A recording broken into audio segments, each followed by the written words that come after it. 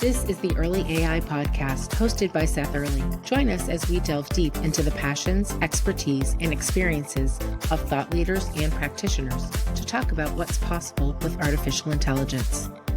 The Earley AI Podcast is sponsored by Earley Information Science, your digital transformation journey with design and deployment of innovative technology solutions, as well as Vector. Now enjoy the show. Well, welcome to the Earley AI Podcast. My name is Seth Earley. I'm your host, and we are going to be exploring how artificial intelligence is reshaping the way organizations manage information, create value, deliver better customer experiences. Today, we're going to be talking about the intersection of customer engagement and customer feedback with AI. And we're going to be talking about how the emerging technologies can be applied to delivering more meaningful interactions and being able to get better feedback from the marketplace about our customers, their experiences, and the competition. What is the competition doing? So joining me today is George Swetlitz. He's CEO and co-founder of RightResponse AI. George has a lot of expertise in natural language technologies, enterprise AI adoption, and applying advanced models to solve real business problems. His work focuses on building systems that go beyond generating text to really understanding how customers are interacting, what kinds of feedback they're providing, and again, what that competitive landscape is looking like. So George, welcome to the show. It's nice to be here, Seth. Thank you. So let's talk a little bit about, I want to get to exactly what you do and what your company does in a minute, but from your exposure in the marketplace, you're talking to organizations, what are the types of things that they're not quite understanding? What are some of the big misconceptions that you're finding in the marketplace about AI and about how emerging technologies are impacting the customer experience and that whole feedback mechanism of getting that customer sentiment, understanding how they're interacting, and what their experiences really are. But what are people missing, or what are they not getting? Yeah, I think what people are, people know what they know, and they don't know what they don't know. And so as they get exposed to things, and as they get exposed to AI, they learn about what works and what doesn't work. And what's happened in this space around customer experience is that leaders and organizations they don't really understand what's the best way to leverage AI in the customer experience, customer sentiment space. And they're focused on the kinds of things that they see AI do, which is sounding human, as opposed to what I counsel people, which is about being contextually relevant, right? Using AI to be relevant to your customers as opposed to sounding human. That's an interesting distinction. And obviously sounding human is important, but it has to be relevant, right? It doesn't matter if you're sounding human and you're not addressing my problem, or you're not giving me any insights, but sounding human is fine, but give me something that's relevant and meaningful. Tell me about how you look at this marketplace and how you look at customer experience, and give me a little bit of a sense of the kinds of things that you do in this environment, how you're leveraging AI and how you're impacting the customer experience.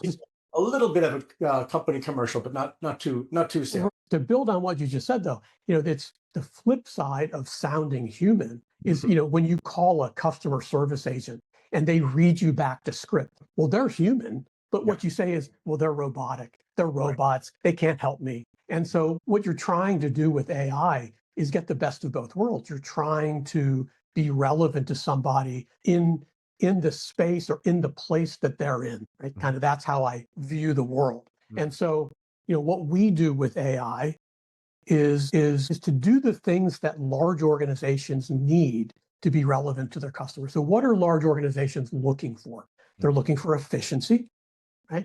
Most large organizations have centralized services, and people struggle with centralization versus decentralization because the loss of quality when you bring things to the center, and they also want revenue. And so they want revenue, right? They want to build revenue. Very important stuff. Money is That's very important stuff. Yeah. And so we try to help do those three things by leveraging the review ecosystem.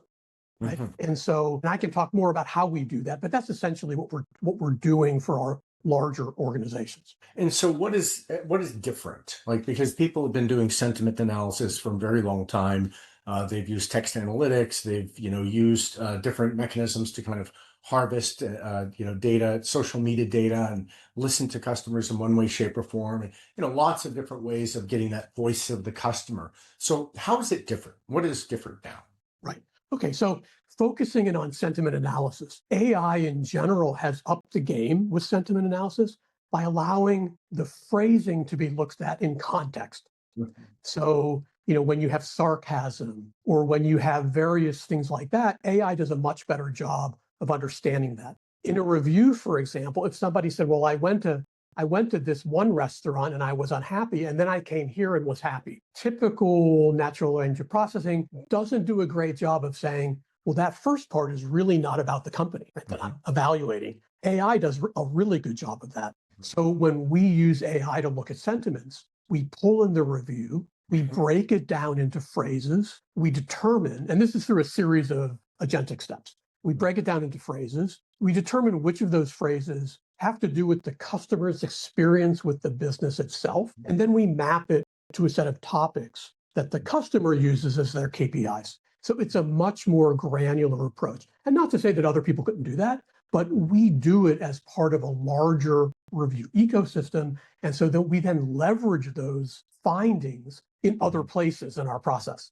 So we don't just use it in sentiment analysis, but we use it when we're generating a response. We use it when we're doing a monthly summary. We use it in a lot of different ways. And one of the things that we talked about is that a lot of times, if we're asking AI or generative AI, to answer a question, it's answering that question based on its model of the world, its understanding of, interactions and relationships and, all the data that it's been programmed on. And it's very, very impressive and it's very important, but it doesn't necessarily know the details behind what you sell or your value proposition or your challenges and so on, or what the answers are, right? So it can't necessarily contextualize a very specific response. So how do you do this? And we talked a little bit about retrieval augmented generation, and you were saying you didn't necessarily use RAG, but you did use some mechanism for building repositories of facts and data and information about the organization. So you want to talk a little bit about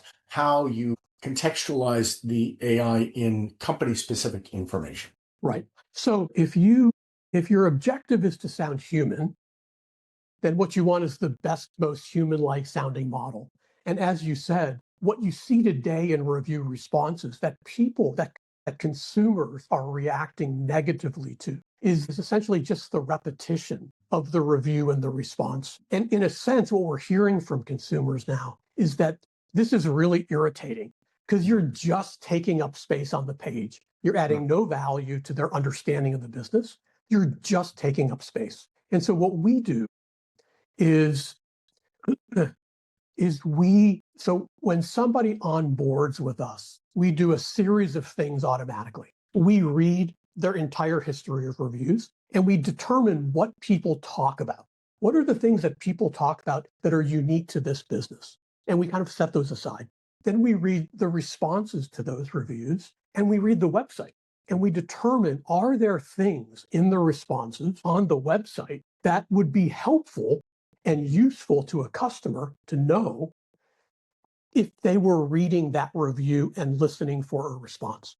And we create this fact, we call them facts. We create this library of facts. That's a very rich view of that company's kind of environment. So in many cases, the company doesn't have that information. There's some things on the website, there's some things in the responses, but most people today don't respond with any kind of depth to reviews. And so we craft a response that we think might be relevant. Now, then what the company has to do is go in and review those facts and make sure that they're actually valid.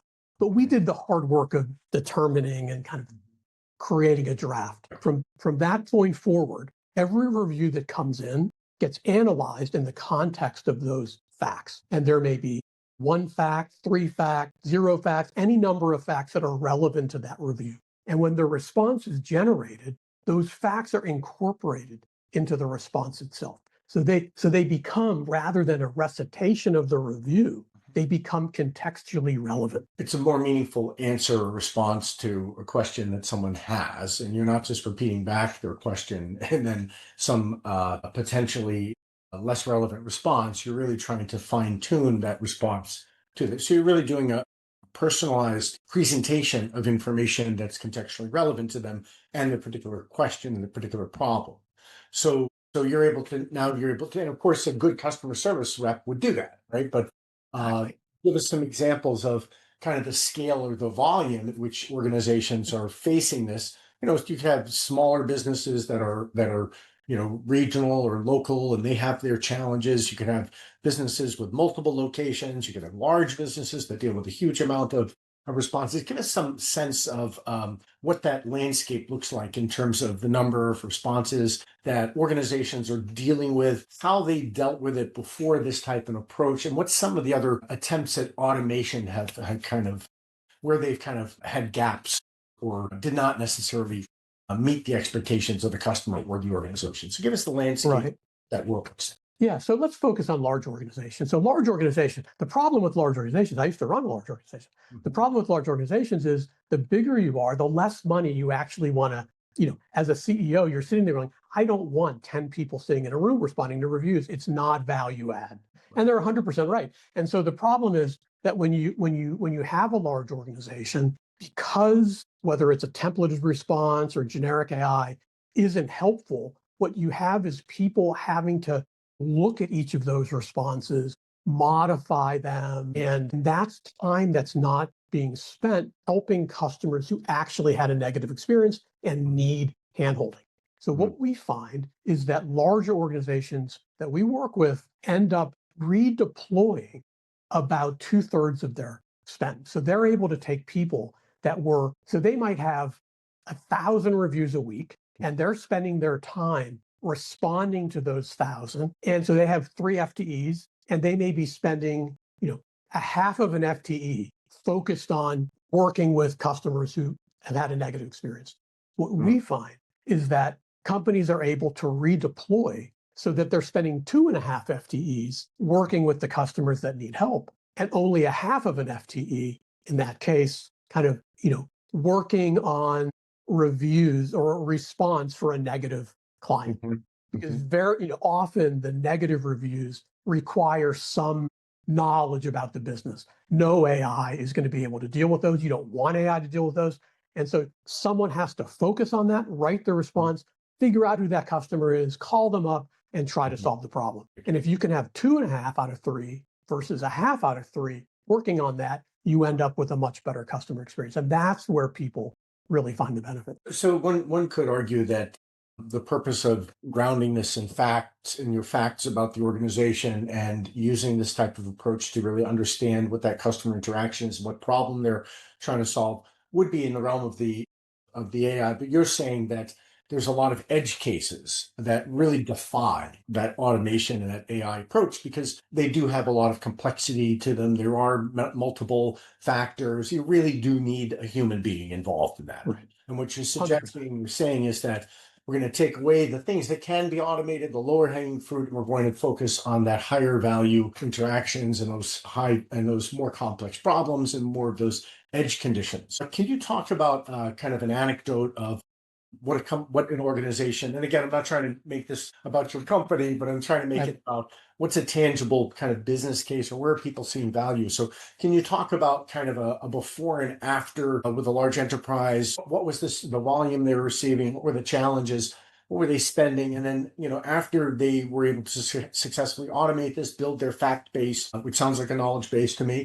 And it does sound like a retrieval, but that's okay. We won't have to get into too many semantics. But tell me a little bit about what that before and after looked like. How was that impacting the business? Yeah, so what I just talked about is kind of the outlines of that 1,000 reviews a week, right? It's kind of a was the scale of it, with essentially 3 people focused on this full time, focused mostly on dealing with the reviews and the responses as opposed to helping customers. In that particular case, they were able to redeploy a half a person, focus 2 people on dealing with solving customer problems, which led to customers changing their ratings, right? So one of the benefits is if you have a negative review and you solve the customer's problem, they go in and they change their rating. So that now improves your overall rating as well as having a happy customer.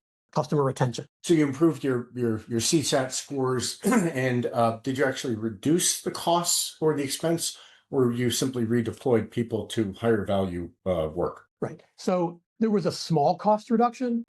In most of the large organizations that we deal with, there's so few resources in this area anyway that they're happy to redeploy them on actual customer issues as opposed to capturing a cost savings. But the flip side to that is the revenue growth. And so when you make responses contextually relevant, right? So let me step back. No one's closer to the bottom of the funnel than someone who's reading reviews. They are making a decision.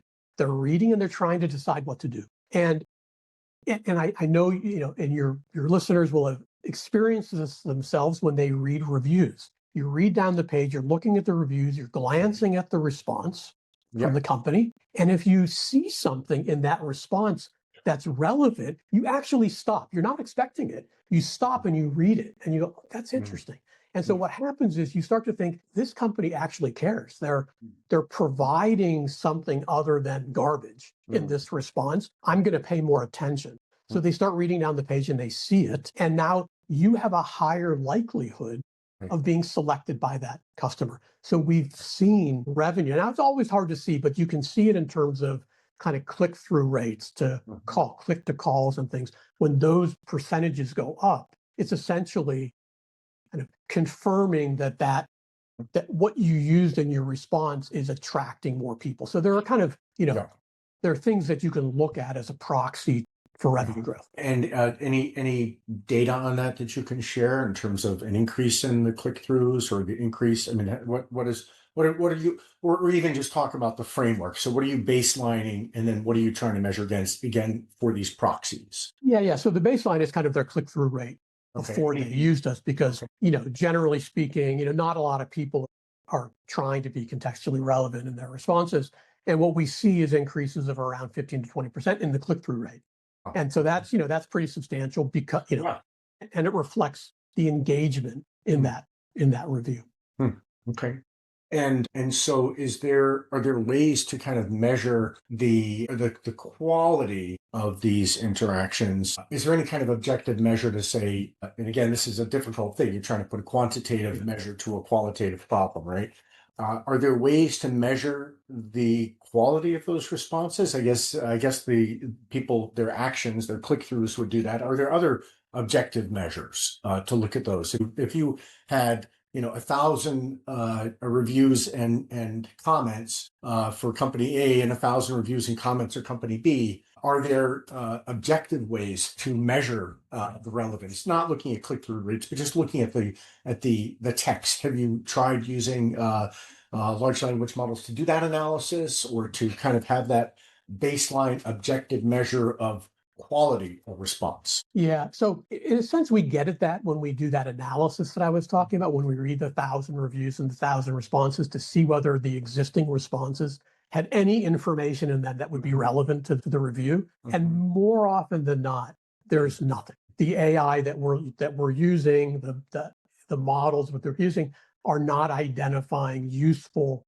information in responses. And talk a little bit about these fact repositories, these knowledge bases, or whatever you refer to them as. It's a repository of facts. So what you're looking for is, what are the things people are asking about in their reviews, or what are they complaining about? What are the problems? And then where are the solutions? Where are the answers to that? If somebody says, well, I couldn't find any parking, and on the website, there's a place, well, here's our overflow parking, it's across the street. But they didn't see that, they didn't know that, right? So in some ways, you're surfacing the information that may already be present somewhere. In other cases, you're backfilling that information, right? You're saying, oh, wow, here's a real knowledge gap or information gap.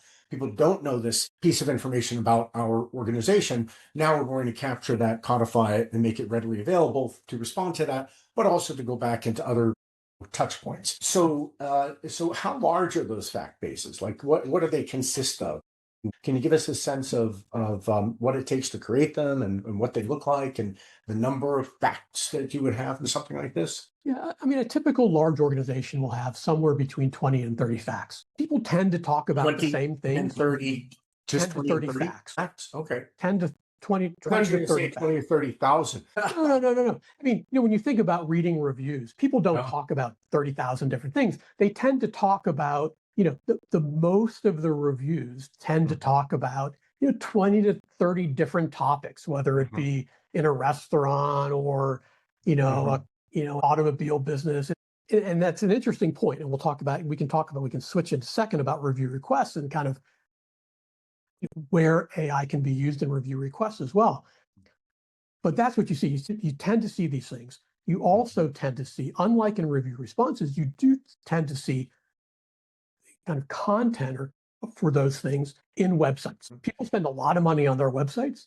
They spend a lot of money kind of building those out and making them useful. What's happening, and it's even more so with kind of AI overviews and things like that, fewer and fewer people are going to websites. So you have to be where they are. Right? And people are reading reviews. And even today, AI overviews are reading reviews and responses. Right? And so you have to be where the world's going. And the world is not necessarily going to the website.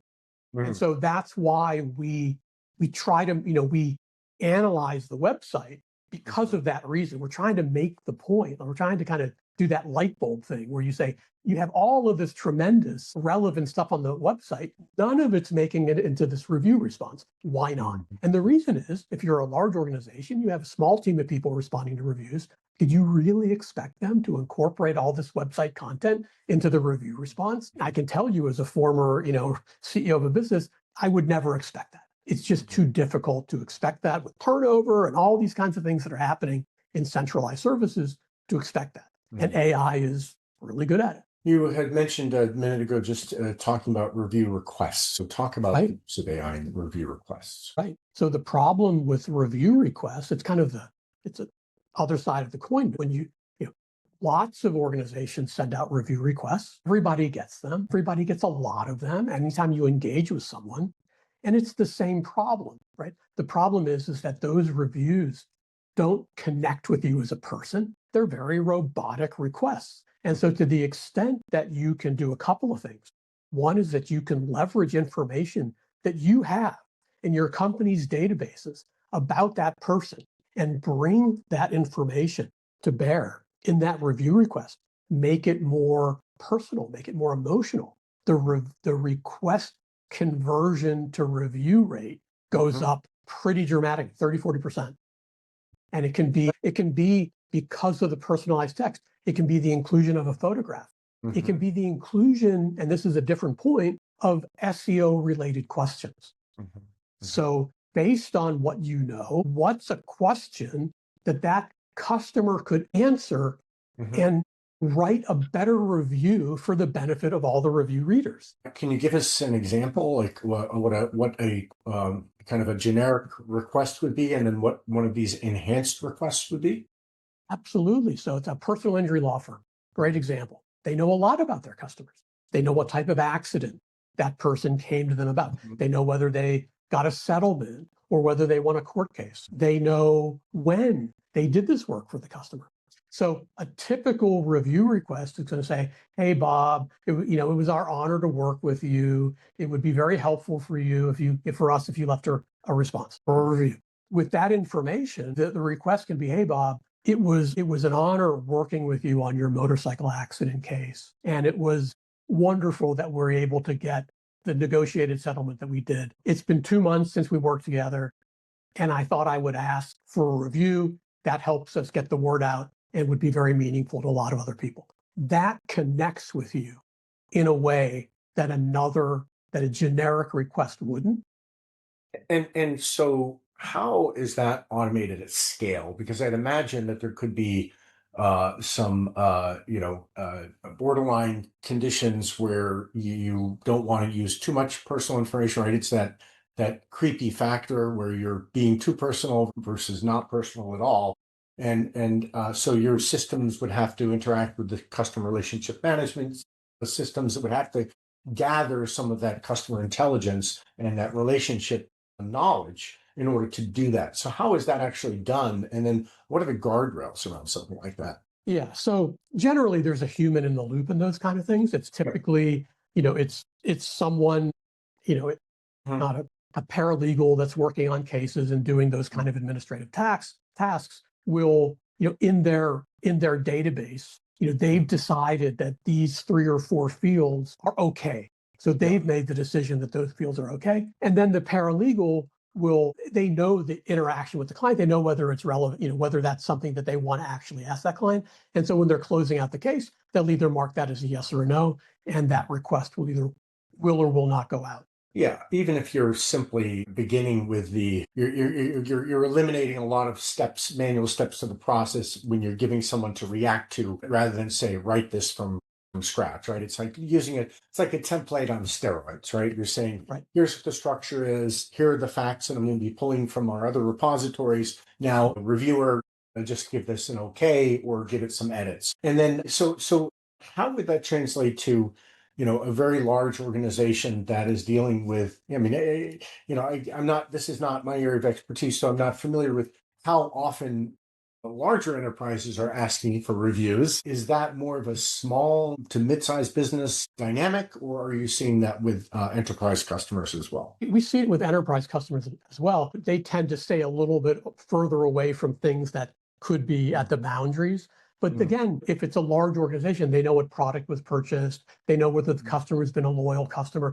Things that are not sensitive at all, that can be incorporated in a more personalized message. And in addition, in those cases, they may lean more heavily on the questions that are asked that help the customer figure out what to write. So that notion of connecting the questions with the customer allows that review to have more, resonance to readers, but also to AI. So if AI is trying to understand what do you do, and reviews are talking, let's go back to the personal injury lawyer, and reviews are talking about motorcycle accidents and slips and falls, then now AI knows this firm does motorcycle accidents and slips and falls. If somebody types in, I need an attorney for a slip and fall, they now know that. Do you have other examples that would be more, because again, I can see how that would work for that kind of a law firm, which is fairly specialized. Any other examples for other types of products and services that a large enterprise might? Yeah, we have, like property managers. We have large property managers that, are signing leases and, are hosting events, and all of these things can lead to review requests that hit an emotional trigger with that prospective tenant or that tenant around a kind of an emotional decision to rent in a particular facility. Okay, gotcha. Now, you would also, in our preparation discussion, you would also mention using this approach for a competitive analysis. Do you want to just talk about how that dynamic works and what the approaches are for understanding the competition? Again, one of the things we had talked about is that there are always going to be regional differences. So let's talk about sort of the competitive landscape and how this kind of approach can be used to understand more about the competition and ways to be more competitive. Right. So as you just said, every location of a location-based business operates in its own unique competitive environment, right? And so what we see our larger organizations doing is focusing in on the 20% of their businesses or their locations they're having a problem with, because there's some work that is involved in interpreting results, right? So you can't do this kind of thing across every business, right? You want to focus it in on where you actually need or where you can get the greatest bang for the buck. So they identify. Those are the problem children. Those are usually the problem children. Everybody has them. Everybody has them. And so that's what you want to focus in on. And so you're trying to understand, in that case, like, what is it about this location that's causing a problem? Is it us, or is it something else? Is it a competitor that's eating our lunch? And so these are things you don't know. So you can have a sense by looking at the sentiment analysis of your location as to whether or not those locations are underperforming the average, right, around your KPIs. So that's one clue that you have just from doing your own competitive analysis. Then what we have is the ability to go in and identify your competitors in that area and start a competitive analysis process where we go in and we download all the reviews and we analyze those reviews in the same way that we analyze the company's business. Sure. So now we know a couple of things. We know how many reviews are they getting a month? Mhm. When you go to Google and it says this company has 1,000 reviews and an average rating of 4.8, well, are those 1,000 reviews over the last year or the last 10 years? Like, nobody knows. Mhm. So we go in and we kind of calculate that. Why does that matter? Well, if they're getting 20 a month, 20 reviews a month, and you're getting 5 reviews a month, you're going to have a really hard time ranking in Google on a search. They're going to beat you every time. So if you're spending money on advertising dollars and you're bringing people and they then go to Google and they see somebody else who's doing better, you're just paying for somebody else to get the business. So you got to understand, is it my review cadence that's a problem? Or you can then go look at the sentiment analysis and you can look at your KPIs and you can say, are they outperforming me on service? Are they outperforming me on product quality? Are they where are they outperforming me? Where am I outperforming them? Where's my problem? And in some cases, it might be the review cadence. In other cases, it might just be how you're delivering your products and services versus a competitor in your marketplace. But if you don't have that information, all you're doing is yelling at the manager. Do better. Sure. Why are you so terrible? What are you doing about it? As opposed to saying, look, there's 2 things you need to do. You're processing 40 customers a month and you're getting 5 reviews. You need to get 15 a month on reviews. Set that as a target. And you're losing against your competitors on their perception of service value. So we need to talk about how our successful businesses are positioning that so you can do a better job. Yeah, go ahead. Yeah. No. So that's, as a CEO, that's what I used to struggle with. Sure. How do I get the right information at the right time to the people running that business who care? They care about the business, but they're busy working with customers every day. They don't have time to go figure this out. Sure. And so if we can figure it out for them, and AI provides this amazing ability to do that, we're now providing a service, a valuable service to them. So I think the kind of the takeaway is that you have businesses that deal with customers on a local level, right? I mean, again, there's lots of businesses that kind of deal with the landscape of customers, and they deal with them kind of more homogeneously. But then many times the service delivery is on the ground. It's in a local area. You're dealing with people, on a day-to-day basis. You're interacting with them, and that experience is so important to understand at a very granular level and to be able to quantify and to identify the topics and the issues that they're concerned with, that they're having problems with. You're comparing that with the things that you're communicating to the client, to customers around, vis-a-vis the website or email communications or onboarding processes or whatever it might be. You have this whole landscape of information that you're giving them throughout their life cycle, right? So, and then what you're doing is you're saying, well, let's really understand the nuances of the problems and perceptions of those customers at a hyper-local level. And then let's also look at the competitive landscape and say, well, how is this comparing? Are customers dealing with the same problems with other vendors, right? Or other suppliers? Are other competitors solving these problems more effectively? Are they addressing things that we're not addressing, right? So you're really getting that kind of understanding of what the gaps are and that and the differentiators at that hyper local level. So that's interesting in terms of understanding that competitive landscape, understanding how you're being perceived in the market, and then doing that across, hundreds or thousands of local instantiations, right? Localizations of your customer interactions. Right. That's exactly right. And it's all about, and we have customers that are, we were talking about local-based businesses, location-based businesses, and most of our business is location-based business. Sure. But we have, for example, a ferry booking service in Europe. That's one of our, that's one of the largest in Europe. And so it's just, Google, Trustpilot, the App Store, it's a much more vertical as opposed to horizontal business. Thousands of reviews a month. But it's essentially the same problem. They have issues with the app. They have issues with the website. They have issues with these different things, and how you break it down, understand it, get the right information back to the right people at the right time. And take care of your customers, right? What they found, so they have like 25 facts. They spend a lot of time developing their facts, great facts, very rich. So if somebody complains about something about the app, they have this very sophisticated response, very informative response that gets incorporated.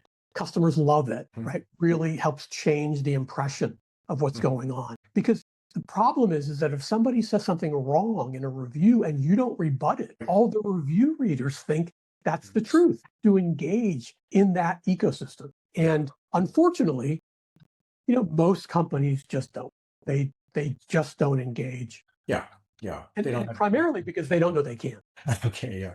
So or there are bandwidth issues and logistic issues and tactical issues and so on, or you might say it's a dot on their day, right? It's not that important. But I imagine that all this intelligence, this market intelligence and voice of the customer obviously always goes back upstream to try to fix whatever problem you have, right? So is it a lack of onboarding? Is it a lack of the right help? Does a screen need to change? Does a customer service response need to, whatever it might be, but you're going back upstream to the source of the problem and doing that remediation so that you don't get those kinds of responses in the future. So that's highly valuable. And then I do like the idea of understanding the gaps in the competitive landscape to say, are we missing the information? I was going to say missing the boat, but I didn't want to do that because you're a ferry example. Where are we missing information? Where are we failing the customer? Where are our competitors, outperforming us in these different areas? So very, very valuable. And I can see, how it's a